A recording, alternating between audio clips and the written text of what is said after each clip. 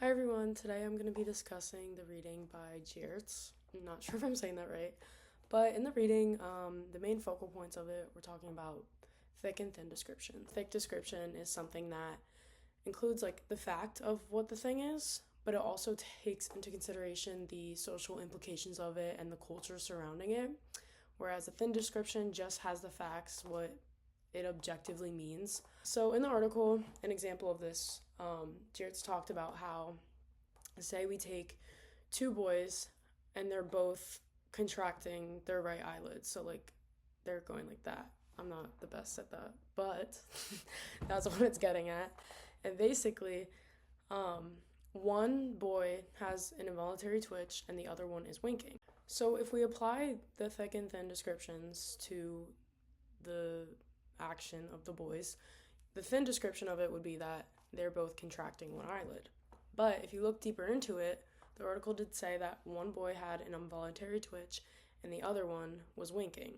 So that's the thicker description because, yes, the fact is there that they're both contracting one eye, but if you look deeper into it, one can't control the movement and the other is doing it on purpose. And basically, he also just further explained that the one that's winking is communicating in a specific way to someone in particular. Contracting your eyelids on purpose has meaning, and society deems what those signals means. There are definitely a lot of social implications of winking. Some could say maybe you're telling a joke, you're trying to flirt with someone. So I just think that's really interesting because the way that we look at things has deeper meaning. So taking these two descriptions into consideration, I want to move on to the emojis. So the first emoji that I'm going to talk about is the crying, sobbing face emoji.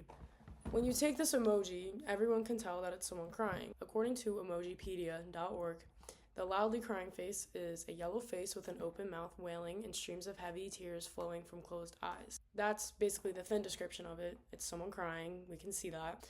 So now, if we look deeper into it and we do the thick description of it, Emojipedia also says it may convey inconsolable grief, but also other intense feelings such as uncontrollable laughter, pride, or overwhelming joy.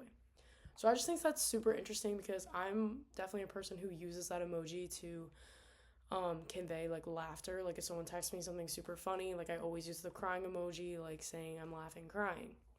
But it just depends what context and cultures it's used in because some people don't interpret that emoji as a funny thing. Say I was going to text my grandma something that was funny, I wouldn't use this emoji because I think she'd think I was crying about it.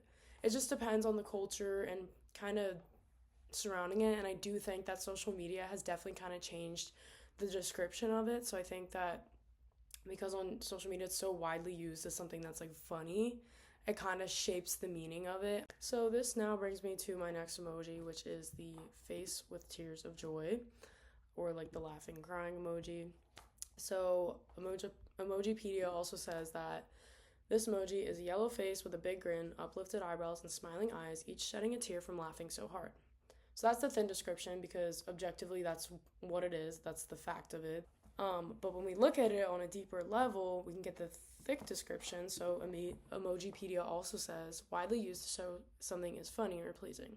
We can understand that it's been used widely as like a symbol of something funny, especially like in an older demographic. I feel like grandparents or parents use this emoji to convey something funny, whereas in this demographic or kind of younger generations, we use it as a way to convey something sarcastic. At least that's what I do. I feel like I'm a pretty sarcastic person, so like say something bad happens to me and I'm like telling my friends about it, like I'll always use that emoji to be like, oh, whatever, it's fine.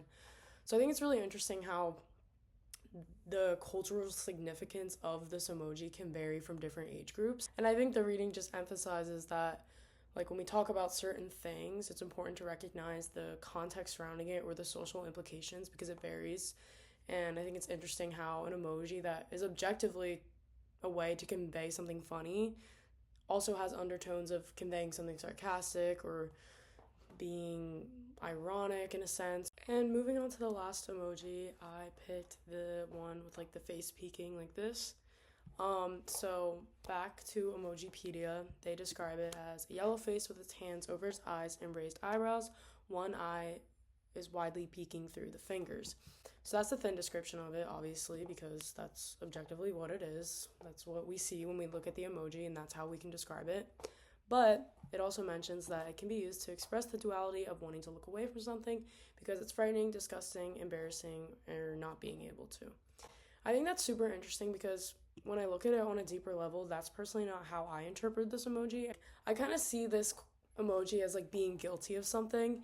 I think it's interesting because the actual description of it on the website doesn't mention anything about like being guilty. It kind of just talks about like looking away from something. So I just think it's really interesting that just the context and the cultures, as I've mentioned with all three of these emojis, just differs on kind of the environment or like what you're using it for or like what implication you want it to have.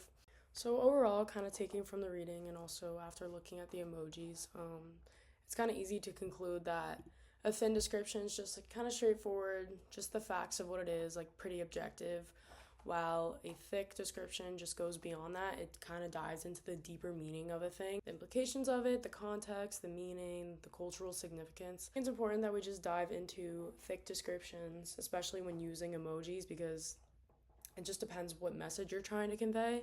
So thank you so much for watching. I hope you guys learned a little bit more about the reading and how these terms can be used in everyday contexts.